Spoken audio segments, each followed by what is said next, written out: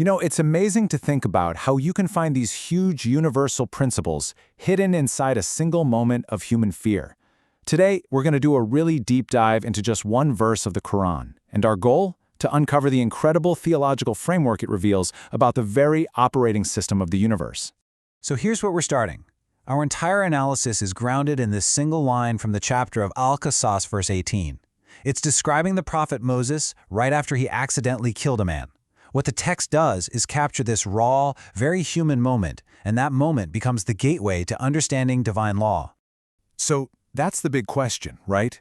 How on earth does the story of one man's anxiety on a city street connect to these massive concepts of divine mercy, justice, and the unchangeable systems that govern our entire lives?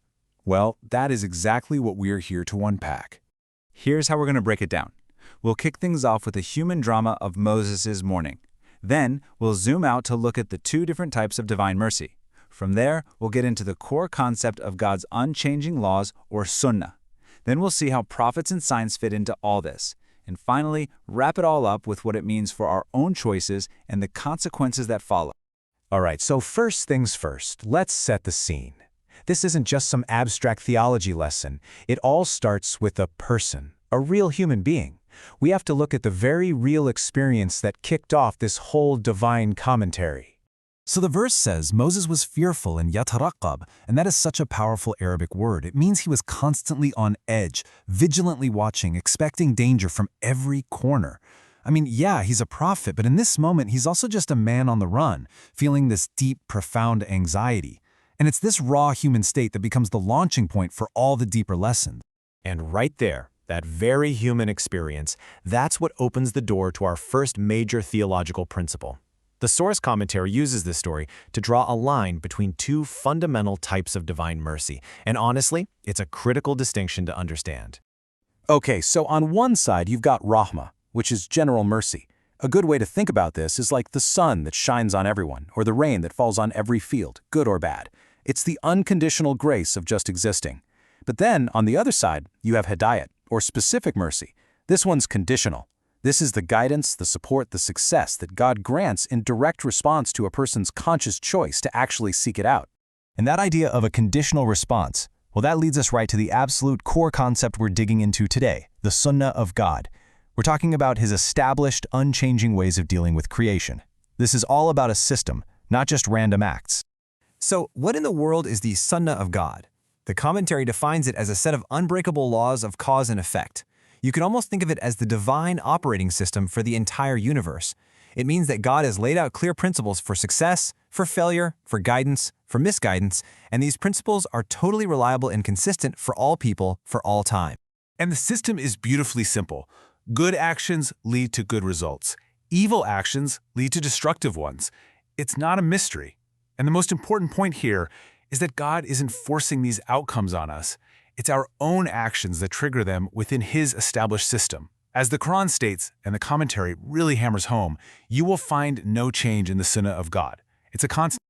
Okay, so if the system is so fixed, so consistent, you're probably wondering, where do prophets and miracles fit in? Are they just there to break the rules? Well, according to this analysis, absolutely not. They're here to demonstrate the rules. See, prophets come with what the Quran calls ayat, which means signs or proofs.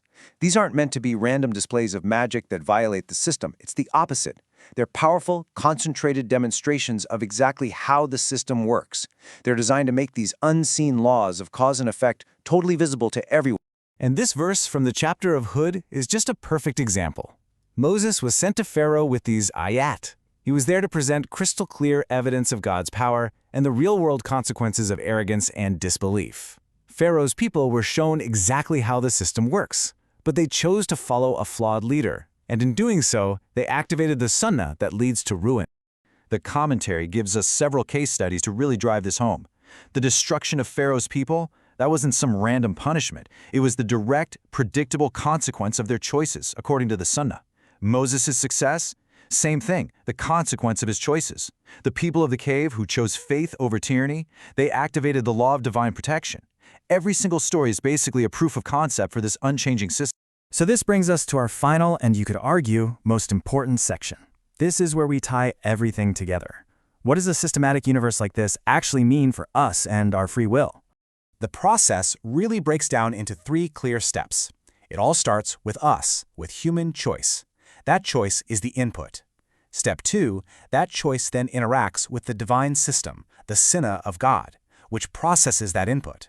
And finally, step 3, the result unfolds inevitably, not because of some divine whim, but as the direct, predictable output of the specific law that our choice activated. So when you boil it all down, the crucial takeaway is this. The universe operates on a foundation of incredible justice. God's mercy, His wrath, His help, His abandonment, none of it is random. It's all part of a consistent, principled system of responses that we ourselves set into motion by the paths we choose to walk. And that leaves us with a final, really powerful question to think about. In a universe that's governed by such consistent and predictable laws, our freedom to choose isn't just some minor detail, it's everything. It's the key that determines which of these permanent, immutable laws will shape our reality. The power truly is in our hands.